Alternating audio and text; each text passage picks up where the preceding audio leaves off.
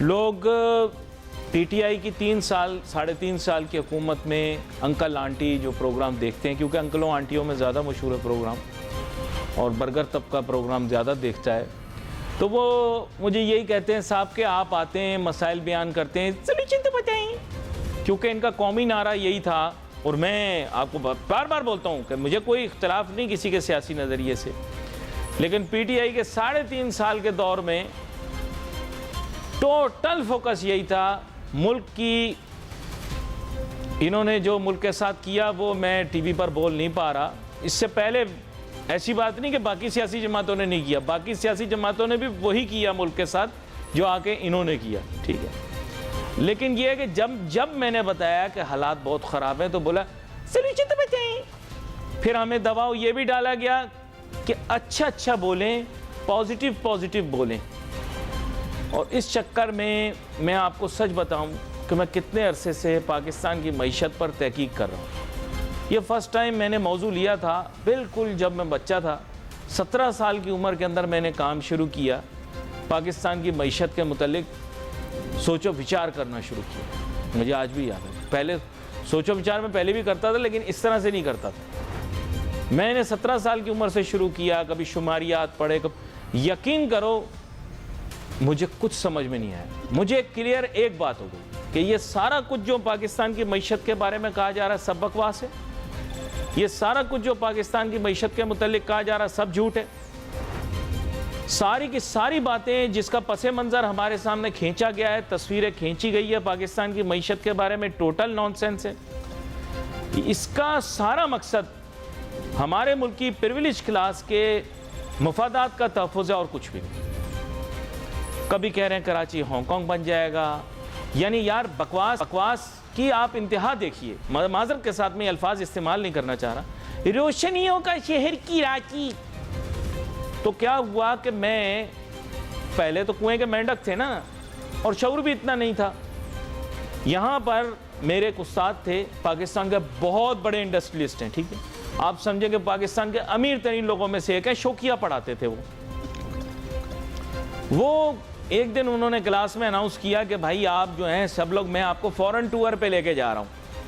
यहाँ से जाएंगे हांगकांग, हांगकांग से जाएंगे कोरिया, आपको हम दुनिया दिखा के लाएंगे। हम घर गए, माँ बाप से लड़ाई की, वालिद साहब ने शाम को टिकट के पैसे दिए। मैंने 50,000, मुझे आज भी याद है, 50,000 रुपये, बहुत बड़ी रकम उस ज़माने में, 50,000 रुपये मेरे हाथ में दिए और बोला जाओ बेटा। 50,000 रुपये में लेकर पहुँचा, टिकट विकट मिली। पहले हम पहुँचे, जब एयरपोर्ट से जहाज़ ने जब परवाज़ शुरू हुई, यकीन करें, तो मैंने देखा नीचे कराची को, रोशनियों का शहर कराची। उसके बाद आहिस्ता आहिस्ता जहाज़ अपनी मंजिल की तरफ रवा दवा, कोई तकरीबन 5-5.5 घंटे के बाद नीचे हांगकांग दिखाई दिया, रोशन, ऐसे लग रहा था को किसी ने लाइट ऑन की हुई है, पूरा जैसे किसी ने लाइट ऑन की हुई है, नीचे पूरा हांगकांग रोशन, अंधेरा कहीं दिख ही नहीं रहा। मैंने कहा यार क्या बकवास हमें पढ़ा दी, बता दी, रोशनियों का शहर कराची, तो यहां तो हांगकांग हमसे कहीं ज्यादा रोशन। यकीन करो ये मैच स्टिक्स की तरह बिल्डिंग बनी हुई, मैच स्टिक्स की तरह, एक पे एक, मल्टी स्टोरी बिल्डिंग, कोई 40 मंजिला, कोई 50 मंजिला। मैं बड़ा हैरान हुआ। मैंने कहा यार दुनिया की बुलंद तरीन बिल्डिंग तो हबीब, वो सॉरी मुंह से गलत निकल गया, एक बैंक की बिल्डिंग है यहां कराची शहर के अंदर, जिसे कहा गया कि ये मुल्क की दुनिया की सबसे ऊंची बिल्डिंग है, वो आगे उसके ठिग्गे और गिट्ठे की तरह दिख रही थी। मुझे शर्मिंदगी महसूस हुई, ये क्या ड्रामा है। फिर बाद में हम कोरिया गए, फिर मुझे लत लग गई। लत लगने के बाद मेरे एक अजीज हैं, पाकिस्तान के सबसे बड़े बिल्डर हैं, उनके साथ मैं चाइना गया।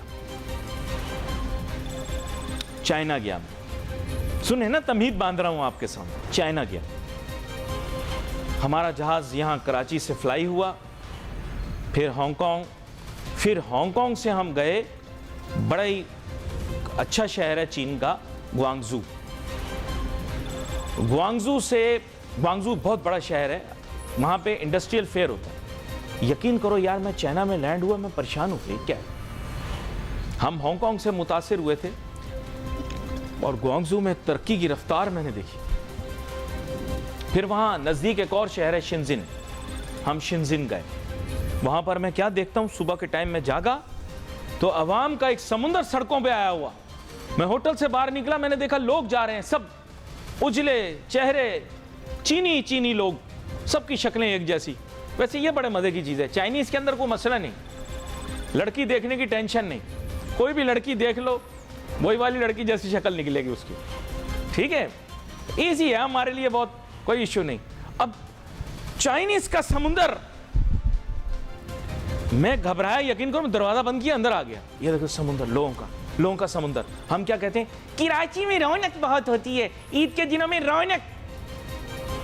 अब मैं सोच रहा हूं यार, ये चाइना वाले इतनी तरक्की कैसे कर रहे हैं? तरक्की की रफ्तार मुलाहिजा फरमाइए जनाब, जगह जगह चौक चौराहों पर तरक्की दिखाई दे रही है। खाने का मयार देखें, आइसक्रीम खरीदी, मयार आइसक्रीम का वैसा जैसा मैंने अमेरिका और बरतानिया में खाई थी। अरे साहब कमाल हो गया। फिर मैंने कहा छोटे शहर देखूंगा, मुझे यहाँ के जामशोरो लेकर जाओ। तो वहीं शिनजिन के नज़दीक एक शहर था फूशान, वहाँ पर गया। यकीन करो हमारे तरक्की याफ्ता शहरों से ज़्यादा बेहतर। मैं परेशान। फिर मैंने कहा भाई बहुत हो गया, ये बनावट के लिए बनाया शहर, हमें बीजिंग लेकर जाओ। वो हमको बीजिंग लेकर गए। हमारा जहाज़ उतरा बीजिंग में, मेरी आंखें चुंधिया गई देखकर उस शहर की चमक। क्या जनाब, चाइना ने तरक्की की। मुझे जो खातून लेने के लिए आई वो उर्दू भी बोलती थी, पाकिस्तान में हमारे साथ कारोबारी उनके ताल्लुकात थे। उनकी गाड़ी की लंबाई देखें, उनके पास मर्सिडीज गाड़ी थी, नाम ब्रांड ले सकते हैं, पाकिस्तान के अंदर ऑफिशियल मेरे ख्याल मैन्युफैक्चरिंग नहीं है। तो साहब मैंने गाड़ी देखी, मैंने कहा साहब ये किधर से गाड़ी आई? कहने लगी यहाँ पर बड़ी खुशहाली है। ये मुलाहिजा फरमाए भाई, ये और एंकरों की तरह नहीं हूं मैं, पूरा दिन पड़ा रहता हूं, दुनिया मैंने देखी नहीं हूं। मैंने सारी दुनिया देखी है, पूरा पाकिस्तान देखा है, खाक छानी है। मैंने बोला साहब कि ये कहां से इतनी दौलत आई? हमने तो सुना था चीनी लोग बहुत गरीब होते हैं, बड़ी सादा जिंदगी गुजारती। कहती है मेरी 5 फैक्ट्रियां हैं। औरत कह रही है, क्या कह रही है? इजाज सुन गौर से। कह रही है मेरी 5 फैक्ट्रियां हैं। मैंने कहा 5? कहती है आओ मैं तुम्हें खुशहाली दिखाती हूं। एक 5 स्टार होटल में लेकर गई। कह रही है इस फैक्ट्री के अंदर जितना रंग लगा हुआ है ये मेरी फैक्ट्री का है, जो रंग लगा हुआ है। इसके क्या माने? शकील रामे साहब भी मेरे ख्याल में ज्वाइन कर चुके हैं। मैं बड़ा हैरान हुआ। To cut the long story, मेरे सामने आया हो गया, वी आर अ टोटल कद्दू and they are totally progress oriented people. Chinese are totally progress oriented people. Progress, improvement, self improvement. मेरे साथ बहुत ही अहम मेहमान शामिल गुफ्तगू हैं जनाब शकील रामे साहब, और सीपेक के बहुत बड़े प्रोपोनेंट हैं। हमारे मुल्क की एक बहुत अहम शख्सियत चीन तशरीफ़ लेकर गए हैं ताकि दोबारा से सीपेक शायद की किक स्टार्ट हो सके, ये ख्वाहिश है जनाब शकील रामे साहब की। लेकिन मैं उनको बता दूं कि ये रिवायती विज़िट है, इसका सीपेक से कोई ख़ास ताल्लुक़ नहीं है, लेकिन उम्मीद की किरण दिल में जागे तो क्या बुराई है। शकील रामे साहब वेलकम करता हूँ आपको शो में। शुक्रिया जी। माजरत, मुझे मालूम नहीं था कि आप आ चुके हैं, वरना मैं कुछ अपने ऊपर जब्त रखता।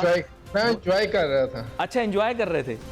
चलें जी जी। मैंने ये सफ़रनामा आपके सामने इसीलिए पेश किया सर, माजरत के साथ, बंदे में खुद भी कोई गुण होने चाहिए।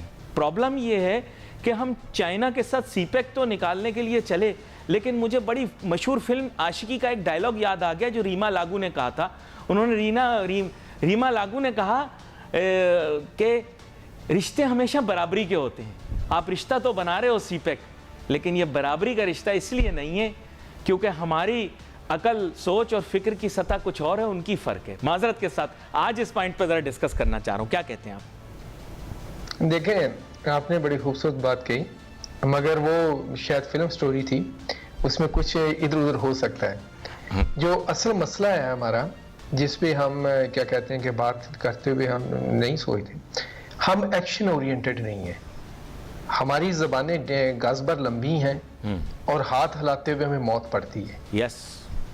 ये हमारा सबसे बड़ा प्रॉब्लम है। जिस दिन हमने, मैं देखे ना, अब हमने, अगर आप मुझे यहाँ बिठाएं तो मैं आपको बता सकता हूँ, बल्कि आपको भी बिठाएं तो आप बता सकते हैं दुनिया में क्या हो रहा है। जब बात हो गया, मुझे कहेंगे इसका हमें कोई हाल दो, मैं कहूँगा नहीं नहीं यार, ये मेरा बस की बात नहीं है, आप किसी और से बात कर लें। हमारी ब्यूरोक्रेसी जो है वो इसकी एक शाहकार नमूना है इस चीज़ का। आप देख लें, उनसे बातें सुने तो वो आपको लगेगा कि दुनिया की जो कि जितने मसाइल हैं इनसे बेहतर कोई नहीं समझता। इनका तो पोटेंशियल ज़ाया हो रहा है, इनको तो यूएन और अमेरिका और चाइना, बड़े बड़े मुल्कों की ब्यूरोक्रेसी होना चाहिए था, ताकि वहाँ पर दूध और शहद की जो नहरें अभी कम बह रही हैं मज़ीद बह सकती हैं। एक्शन की तरफ आएँ तो दो चीज़ें में बड़ी वाज़ेह नज़र आती हैं। एक तो है बक मूविंग, कि मेरे पास बक आती है, मेरे पास जो बाल आता है मैं आगे मूव कर देता हूँ, मुझे ना करना पड़े, किसी और को दे देता हूँ। जी जी। साहब से छोटे साहब, छोटे साहब से उससे छोटे साहब, उससे छोटे साहब से उससे छोटे साहब। एकलव्य न्यूज इंडिया, अंतर्राष्ट्रीय खबरों का मंच।